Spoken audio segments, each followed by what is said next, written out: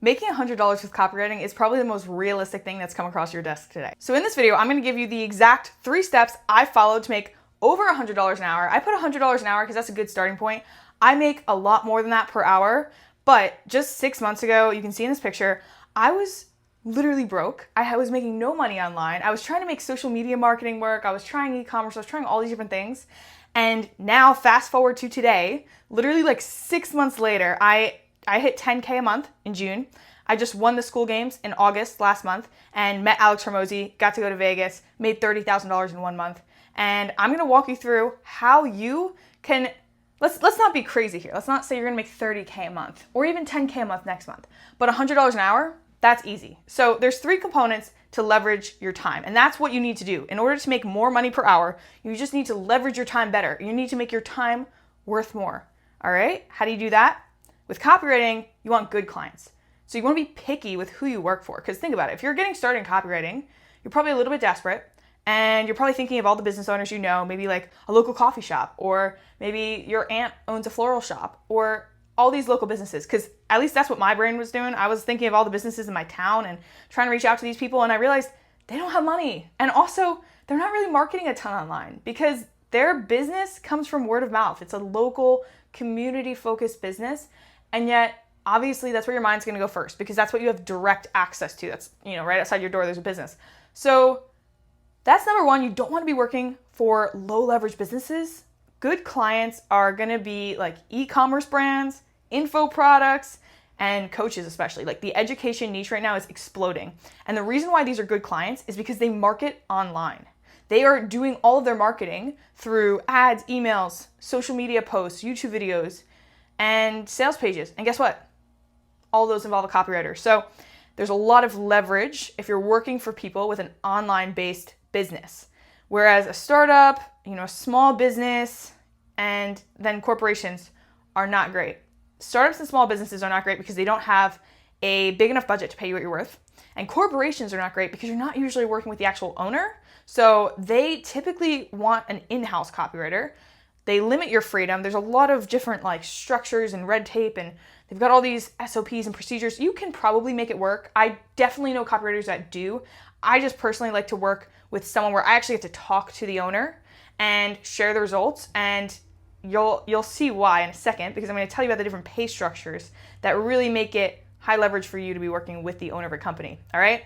Because now we get into the good results. So you want to scale your income per hour. You need to be adding value. You need to be creating results for your clients. So let's say you find a good client.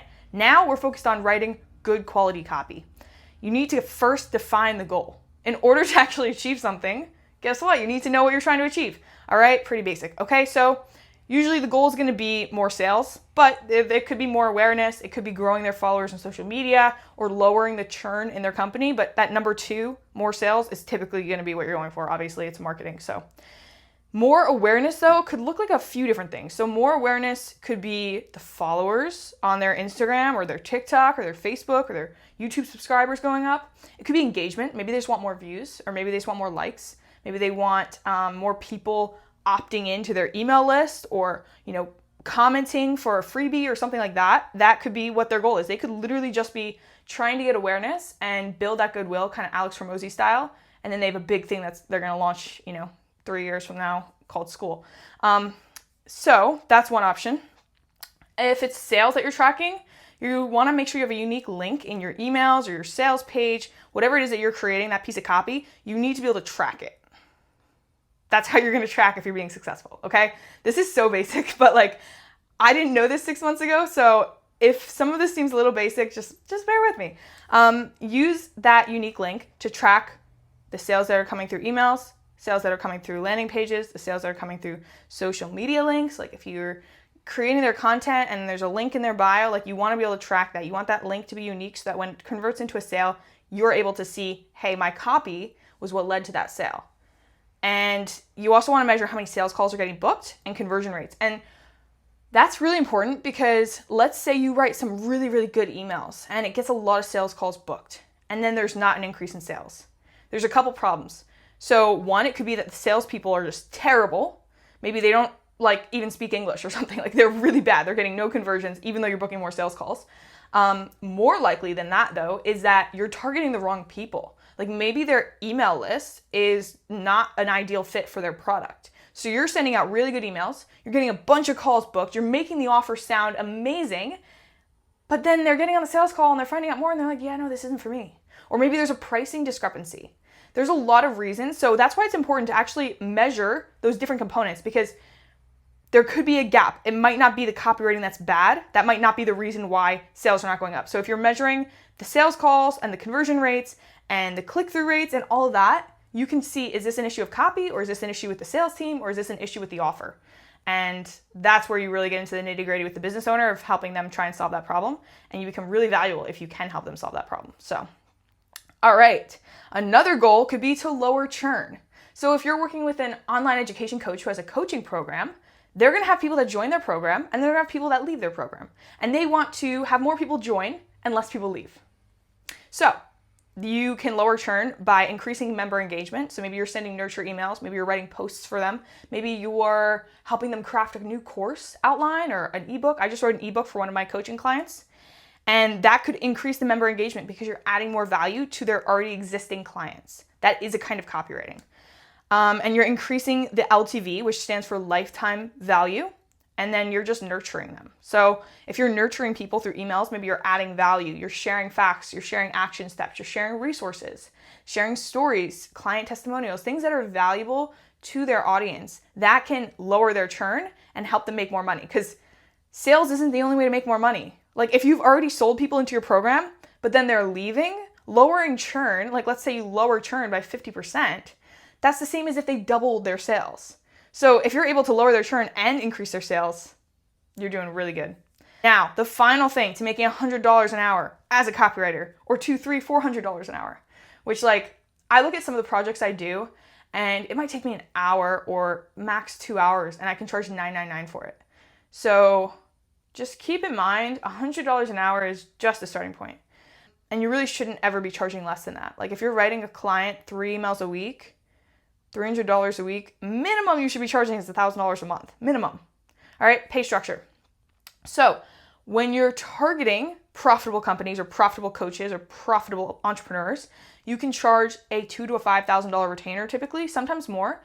But on top of that, you want to identify the biggest ways that you can help that business grow. So maybe they have a massive email list and they're not sending emails out. Amazing. Now they're sitting on a pile of money. So you can tell them, hey, I got good news and bad news for you. Bad news is you're sitting on a pile of money. Good news is you're sitting on a pile of money. So let's help you cash in on that. And then you can measure that increase in income that you create for them. And the cool part about that is you can pitch a rev share on how much profit you're adding. So let's say that business is generating $50K a month and you're able to help them bring in an extra $30K by optimizing their emails every single month, and you charge a 10% rev share on that. Now you're adding $3K a month to your income, and you might have a retainer. Let's say you have a $9.99 retainer. So you're getting paid $1,000 base price no matter what. And now you're adding $3,000. Now you're making $4,000 with one freaking client. And that's really realistic numbers, by the way. All right. So your client's gonna be really happy. You're gonna be really happy, and your incentives are aligned. So it's a good deal for the client and it's a good deal for you, because the more money you make your client, the more money you make. So they don't feel like they're losing out. They actually are going to be really excited to work on a rev share, because then they know that you're working towards the same objective that they have as a business owner. Okay, and you might be asking, what if a client won't pay me what I'm asking? Maybe you think because you're new or something like that, like they won't pay you. Well, first of all, I'll say this, like I was brand new when I made $10,000 my first time. And like I just pitched, I remember the first time somebody asked me how much you charge, I said $3,000. And like, where the heck did I get that number? I just heard it on some YouTube video and I was like, oh, I guess that's what people charge. And I was shocked. Like the client just looked at me and they were like, okay, cool. Well, we've been looking to hire a copywriter, blah, blah, blah. And then he just like started talking. And then that person, that was at a business networking event, by the way, that person turned into a client and then they referred me another client. So that was pretty cool. That helped me get to my first $10,000 a month. I think the month that I pitched that, I was making like $1,400 or $1,500. So yeah, even a massive business may want to be kind of careful with how they allocate that money in their marketing budget. So they may only want to allocate a small amount of their copywriting budget to a new copywriter. That's fine. Or maybe they just don't really do that much copywriting and they're a little nervous to allocate like $4,000 or $5,000. Okay, so what you can do is instead of being sad, you're gonna come up with a solution and don't lower your price, just decrease the scope. Be like, okay, cool, I've done this so many times. A client, I'll be like they want daily emails or something. I'm like, okay, so that's probably gonna be like $4K. Is that comfortable for your budget? I'll probably pitch it a little different. I'll probably be like, okay, cool. So usually what I charge for daily emails where we're just nurturing and we're gonna be targeting your warm audience, directing them to sales calls, getting you more sales, and increasing your profit by X amount. That's usually gonna be around $4,000 or $5,000. Is that something you're comfortable with? If they're like, no, or they're like, that's kind of more than I was thinking, then I would be like, no worries. Why don't we start with 3 emails? Since you're totally new to emails, let's get some good results with those 3 emails and then increase it 1 email at a time or a couple emails at a time, whatever you're comfortable with, until we're at that point where you're really seeing a good ROI and you're comfortable with that price. Because I think you're gonna get a lot of good results with these first few emails considering you've never done them before and you've got a massive pile of gold you're sitting on. Why don't we start with that? Keep it in your comfort zone so you're not, stretching the budget or anything, and then we can just scale from there. That's a win-win for them. They're getting to test it out. $9.99, like you could pitch like 3 emails a week and just be like, I'll do that for $9.99 for 1 month. We'll get you some results and then we'll go from there. There you go. And then you upsell them and you get them good results. Like get them results in more than just emails. Like if you're writing emails for them, also send them stuff that like other competitors in their niche are doing. Send them resources. Maybe you got really good results for a client with ads. Send them some of the stuff you did. Be like, hey, I think this would work for your business. Just sending you some free stuff might be helpful for you to use. Doesn't have to be a pitch every time. It can literally just be you adding value. And then you're gonna make a ton of money. You're gonna have happy clients, and then you can ask for referrals. And this little dude here is pretty creepy. It kind of reminds me of a pumpkin. But yeah, if you guys want help landing your first client, or if you need a copywriter, feel free to book a call below. The schedule's been kind of crazy, so they might all be booked. I'm gonna try and open up some slots. But yeah, you can also leave a comment if you're trying to book a call and you can't. I'm trying to get back to all the comments, so let me know. But if you guys want help find that first client, feel free to hop on a call. Happy to strategize with you, and I will see you guys in the next video.